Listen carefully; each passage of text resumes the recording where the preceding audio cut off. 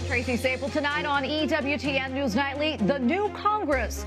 A preview of promised changes as the parties plot their next moves after the midterm elections. We're on Capitol Hill.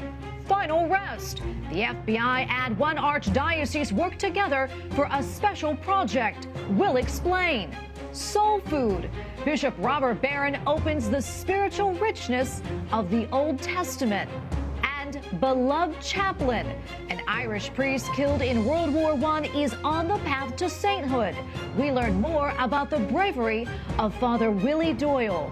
These stories and more tonight. From EWTN, the Global Catholic Network, this is EWTN News Nightly. Thank you for being with us on this feast of St. Clement of Rome. I'm Tracy Sable. Our top story tonight, the pro-life heartbeat bill in Georgia has been reinstated. The state Supreme Court issued its ruling earlier today, while other legal challenges proceed. The measure bans abortion once a baby's heartbeat is detected.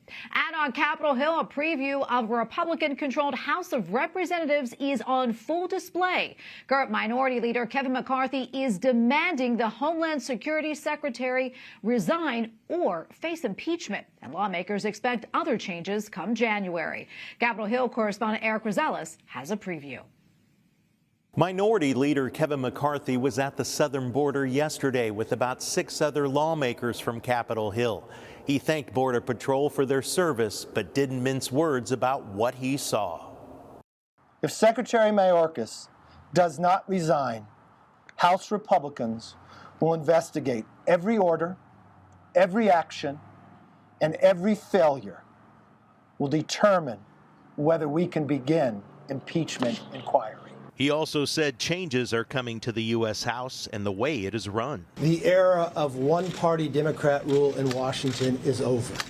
Washington now has a check and balance. The American people have a say in their government. And this new Republican leadership team is ready to get to work to put America back on the right track. Leader McCarthy also says proxy voting will end and members need to be present to vote.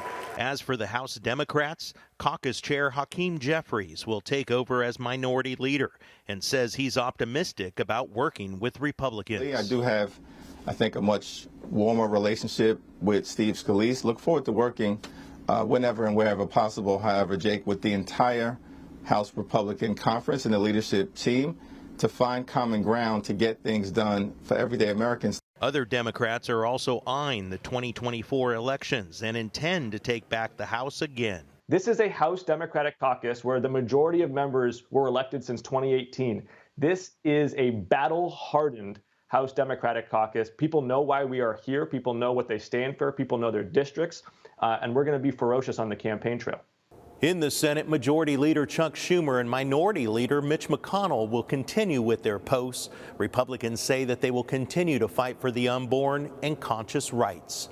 At the Capitol, Eric Rosales, EWTN News Nightly. President Joe Biden calls a mass shooting in Virginia a horrific and senseless act of violence. The White House also condemns the overnight terror attacks in Jerusalem. As for the president, he is vacationing with his family in Nantucket. But before he left, he also released a video about student loans. The Secretary of Education is extending the pause on student loan payments while we seek relief from the courts. President Biden wants to cancel student debt for millions of borrowers, but court rulings have said he does not have the power over the congressional budget. The president wants the U.S. Supreme Court to make the final decision. In the meantime, federal student loan repayments continue to be placed on hold. The church in Germany is set to change its employment laws and will allow workers regardless of their sexual identity or way of life. The country's bishops' conference announced the update yesterday. Around 800,000 people work for the German church and its organizations. Pope Francis weighs in on the concept of spiritual consolation. La consolazione è un movimento intimo che tocca il profondo di noi stessi. At his weekly talk to pilgrims at the Vatican, the Holy Father calls it the profound inner joy given to those who see God's presence in everything. He said the trait can be found in many saints. The Holy Father also sent his greeting to the players and fans at the World Cup in Qatar. The 32-team tournament began on Sunday and ends December 18th. A group highlighting persecuted Christians around the world is wrapping up a week-long initiative known as Red Week. According to its latest report, oppression and persecution of Christians has increased in 75% of the countries surveyed over the past 2 years. Aid to the Church in Need supports more than 5,000 projects in around 140 countries each year, helping Christians live out their faith. Joining us now is Philipp Ozores, Secretary General for Aid to the Church in Need. Philipp, great to be with you. Can you tell us more about this initiative, and also why is today Red Wednesday? Can you explain that to us? Red Wednesday is a global initiative by the Pontifical Foundation Aid to the Church in Need. It is about raising awareness across the globe for the plight of Christians, especially persecuted Christians. The initiative consists mainly in lighting landmarks in red across the world. We're speaking of the Houses of Parliament in London, many cathedrals, monuments like Christ the King in Lisbon or even in Sao Paulo. So really a very visible initiative in order to get media attention and political, faithful attention around the world to the growing persecution against Christians in many countries, the possibility to pray for them and also to support them. And I know that you recently presented a report on persecuted Christians around the world. Can you tell us some of the findings and also what stood out to you? The report we present every 2 years, Persecuted and Forgotten, focusing on the persecuted Christians, is, let's say, an extract of our other more global report on religious freedom, the Religious Freedom Report. And in this report, Persecuted and Forgotten, now we focus on 24 countries where there has been persecution in the past. And these countries are mainly in Africa and Asia. And we see that, unfortunately, the persecution of Christians has increased. Many African countries now, for example, suffer a growing threat from extremist Islam. We speak of the Sahel zone, Nigeria, even countries like Mozambique, or in the Middle East, the suffering of Christians from persecution either by the state or terrorist groups is growing or is still present in countries like Syria, and even if it's improved in Iraq. And we also have many countries in Asia where a phenomenon called state authoritarian persecution is also taking place. Of course, North Korea and China are the worst cases, but also countries like India are also growingly militant against Christians. Philipp, we're almost out of time, but before I let you go, what would you like people to know about your organization, Aid to the Church in Need, and also what concerns you the most about, the situation with persecuted Christians around the world? ACN is a global Catholic foundation funded only by donations. We say it's the mites of the widows of the world that move mountains through us. And it's about keeping the faith alive where it's most threatened, either where the church is persecuted or it's very poor. We fund more than 5,000 projects, pastoral projects for the Catholic Church around the world. So the threat is there for Christianity to be extinct in many areas, and every support is needed. Well, Philipp, thank you for speaking to us today, and thank you so much for what you and your organization do. We appreciate it. God bless you.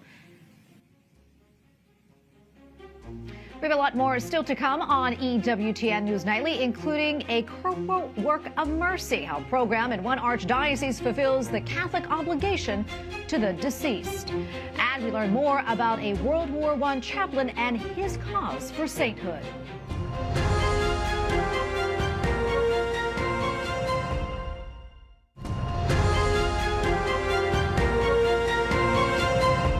Thanks for staying with us. An FBI mission with a surprising partner, the Archdiocese of Detroit. Together, the two laid to rest nearly 600 crime victims.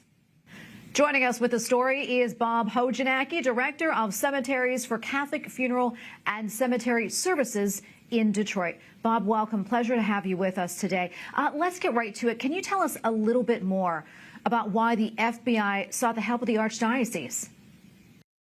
Yeah, so the FBI reached out to us. It was the Detroit office, and just glad that they were thinking about wanting to give these the people a proper burial. So they went on the web and searched, and they saw that we had a couple of our mission programs, the All Souls Remembrance Program that we do monthly, and Gather Them Home, which we do on All Souls Day, both of which lay to rest cremated remains at no cost to the families. We've done here in Detroit just shy of about 7,000 interments, and nationwide for CFCS, we've done over 20,000.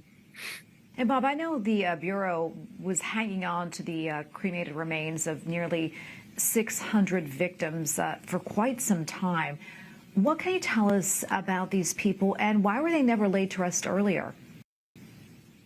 So it was a case, and I can't go into a lot of detail, but it was a 10-year case that they needed to take all the way till they were brought to closure. They did reach out to families, and surprisingly, we did, close to almost 600 cremated remains to lay to rest in our cemeteries. But they found families for about 200, and they exhausted all their resources. So then they saw what we had on the web. We spoke with them. They were uncertain if we were going to be able to take that amount on, but our team went to work. We picked up the cremains from them, had them all tagged and labeled correctly, and we were able, just so happened that it correlated into All Souls. It was only a couple weeks before that, so we were able to do the committal service and lay them to rest on All Souls in our cemeteries. Yeah, and I understand that that also included a special mass or a ceremony. I'm sure that was pretty emotional. Can you tell us more about that? It was very emotional. We've been doing these programs, these mission programs, for probably about 6 to 7 years right now. And we do a third Friday Mass monthly at our cemeteries that we'll take in through our All Souls Remembrance Program cremains that have been left behind, either at funeral homes, at the morgue. Families have them, don't know what to do with them. They may be at their house. They didn't even know that they were there when a family member passes, and we'll take them in at no cost and do a proper committal. We probably do 30 to 50 monthly. And then our All Souls Day, we do 3 masses here at our cemeteries. Archbishop leads Mass at Holy Sepulchre. And we had about 400 people that attended the masses this past All Souls Day. And besides the FBI that had close to 600, we had another 200. So we had almost 800 cremains that we laid to rest. And to see, there was a couple things that stood out to me. One, when we laid out all the FBI's cremains around the altar that we had Mass at Our Lady of Hope Cemetery, you just take back and take a breath and think of all those people that are there with us and were being laid to rest. And then to see after the Mass, for families that did attend, we did the committal service and laid them rest in a crypt right after the Mass, and to see the families surround and people crying and just bringing closure to people, it was very, very special. I'm sure. Before I let you go, we're almost out of time, but as we know, Bob, November is the month of All Souls. I'm curious, what is your hope for those souls whose remains now have a home in your cemeteries and also their families? Well, we're all God's children, and we should be buried on consecrated ground. That's the first thing. And we hope to bring closure to families. Our staff members pray every day for everyone that's laid to rest in our cemeteries. We're here to serve and educate. And, if we can do that, we hope that our hope is to be the best part of someone's worst day. We just want to be able to help and serve people, and that's what our staff does, and I'm just glad to be part of this whole business. Well, Bob, thank you so much for speaking with us, and thank you for what you do. We appreciate your time today. God bless you. Thank you very much. Take care. Up next on EWTN News Nightly, Know the Bible. Bishop Robert Barron taps into inspiration from the Old Testament. Plus, why a World War I chaplain from Ireland is now on the path to sainthood.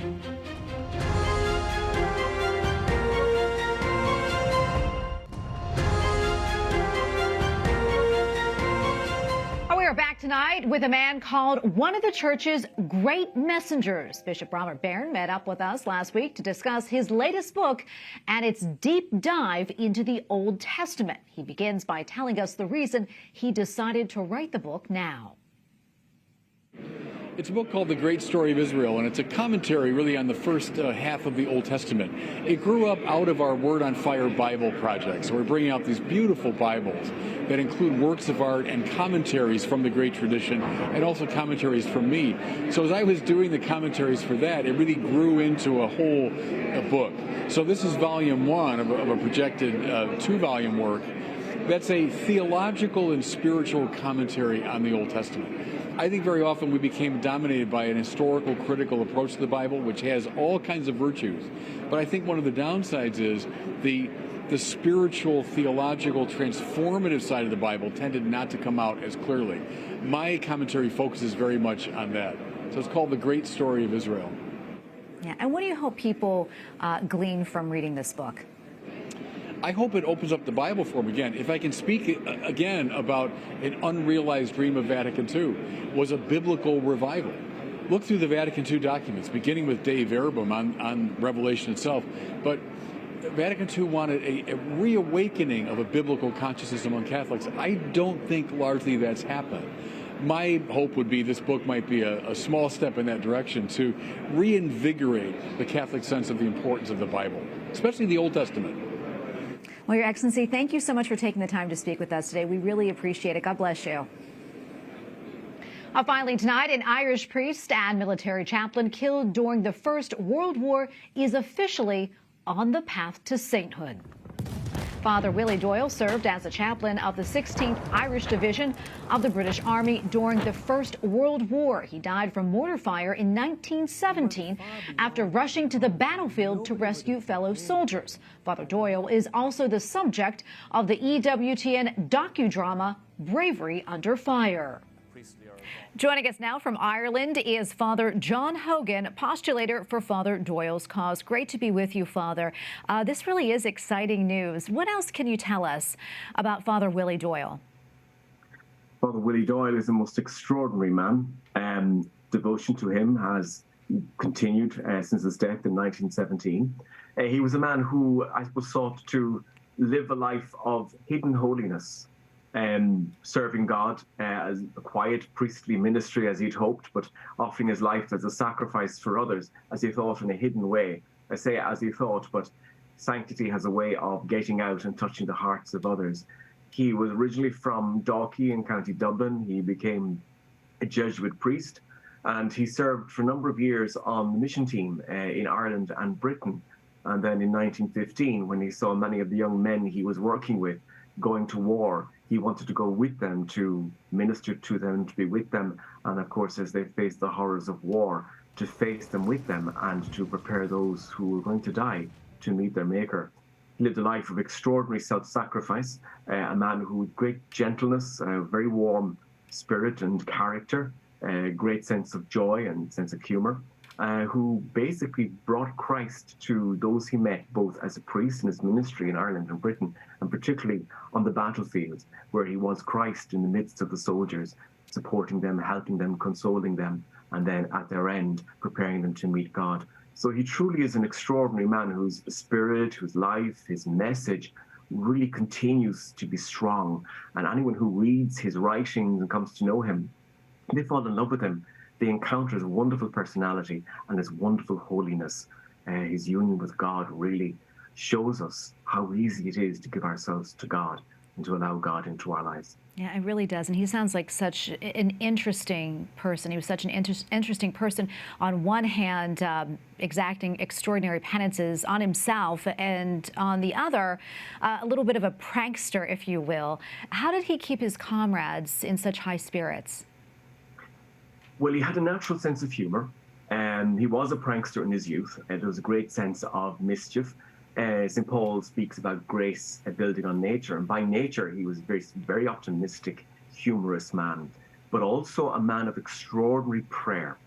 He would spend hours in prayer, sometimes whole nights, and he turned to the Lord. He gave his weaknesses, he gave his troubles and difficulties to the Lord, and in doing so, he planted himself on the Lord. So we find an extraordinary mixture of natural qualities and this supernatural relationship with God, and they bound together in his character and his ministry. So he was prepared to minister to those who needed him.